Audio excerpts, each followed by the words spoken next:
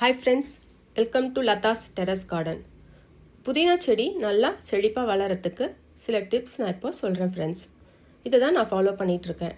என்னன்னு பார்த்தீங்கன்னா, நம்ம கடையிலேருந்து புதினா வாங்கிட்டு வந்த பிறகு அந்த புதினா கிள்ளி எடுத்த பிறகு அந்த குச்சிகள் இருக்கும் இல்லைங்களா, அதில் தடிமனாக இருக்கிற குச்சிகள் எடுத்துக்கிட்டு அதை நாம் தண்ணியில் போட்டு வச்சிடணும். தண்ணியில் போட்டு வச்சு ஒரு 2 நாளைக்கு ஒரு தடவை அந்த தண்ணியை மாற்றிக்கிட்டே வரணும். 1 வீக் இல்லைன்னா 10 டேஸில் நல்லா நிறைய வேர் வந்துடும். அதை எடுத்து நம்ம மண்ணாக இருக்கிற இதில் நம்ம வச்சிட்டோம்னா, முக்கியமாக அகலமாக இருக்கிற க்ரோ பேக்கில் வைக்கணும் ஃப்ரெண்ட்ஸ். வச்சுட்டு நாம் தண்ணி கரெக்டாக விட்டுட்டே வரணும். இது வெயில் காலமாக இருக்கும்போது செமிஷேடில் வச்சுருங்க கண்டிப்பாக. குளிர் காலமாக இருக்கிறதுனால நான் இப்போதைக்கு டைரக்ட் சன்லைட்டில் தான் வச்சுருக்கேன்.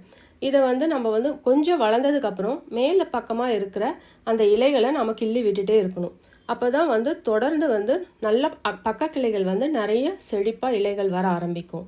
அதுக்கப்புறம் எப்போவுமே கொடுக்குற நம்ம அந்த அரிசி பருப்பு கழுவுற தண்ணி, அதுக்கப்புறம் பார்த்திங்கன்னா உரம் இருக்கு இல்லைங்களா, ஆட்டு சாண உரம், மாட்டு சாண உரம், இதுவும் நம்ம 15 நாளுக்கு ஒரு தடவை கொடுத்துட்டே வரலாம்.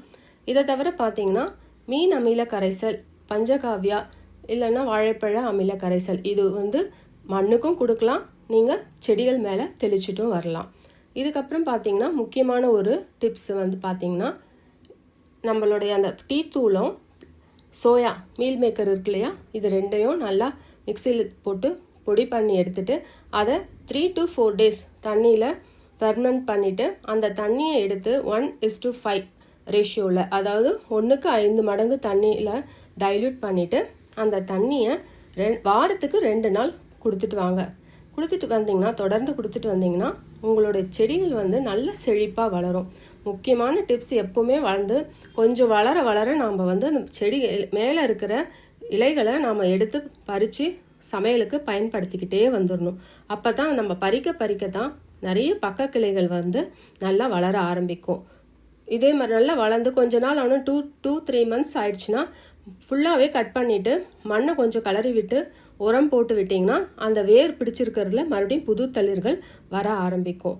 இதை நீங்கள் தொடர்ந்து ஃபாலோ பண்ணிகிட்டே வந்தீங்கன்னா உங்கள் வீட்டில் எப்போவுமே செழிப்பாக இருக்கும் புதினா செடிகள். Happy gardening friends.